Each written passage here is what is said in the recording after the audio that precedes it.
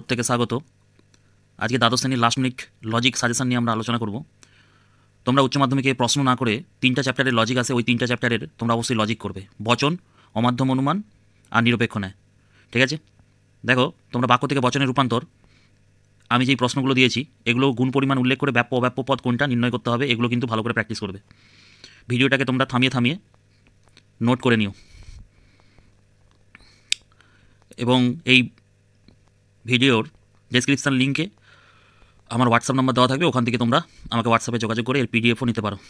দেখো, এগুলো কিন্তু তোমরা উপরেরগুলো এগুলো বচনের রূপান্তর, আর এই নিচেরগুলো আবর্তন ও বিবর্তন। আবর্তন বিবর্তন থেকে এই লজিকগুলো করবে। তারপরে দেখো, আবর্তিতের বিবর্তন আর বিবর্তিতের আবর্তন, এর সঙ্গে করবে সমবিবর্তন।